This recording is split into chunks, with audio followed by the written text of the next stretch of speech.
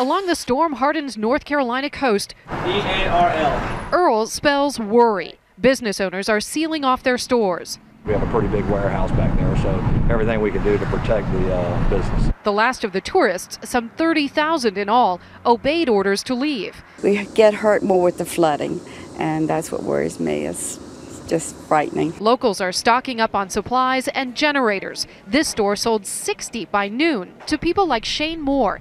He and many of his neighbors are staying put. One day it might come back to bite everybody, but hopefully it won't this time. Bill Jones owns 2 beachfront homes. I think folks should leave. An angry sea is already at his back stairs, along with a notice on his front door. Advises all people oceanfront to evacuate immediately. Time to go, I guess, huh? We'll be in a few minutes.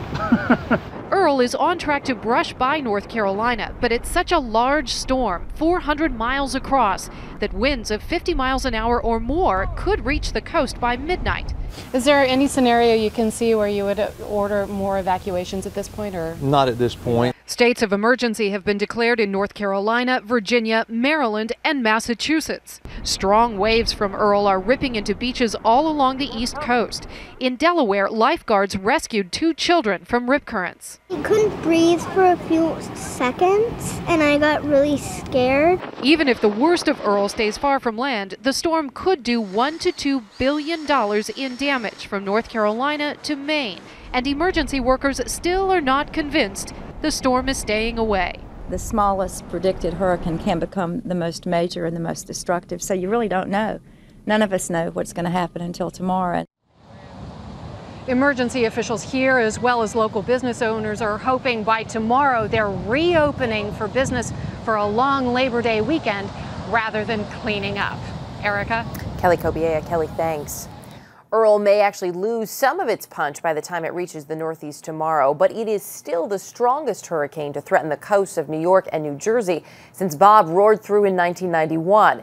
Elaine Quijano is in Montauk, New York. It's about 120 miles east of New York City on the tip of Long Island tonight. Elaine, good evening.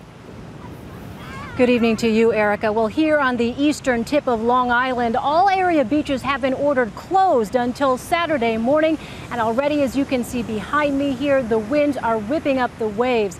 The big concern here is wind damage when Hurricane Earl brushes past this area around 8 o'clock tomorrow night with possible wind gusts of 75 miles per hour.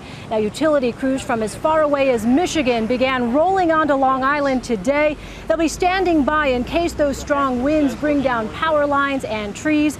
The nearly 1,700 extra workers will join almost 700 already here on Long Island. The Red Cross has also started moving storm supplies into place just in case. Now, in addition, forecasters are expecting a storm surge here in the Montauk area of up to 3 feet, but authorities say it is not a major concern. Erica? Elaine Quijano in Montauk. Elaine, thanks.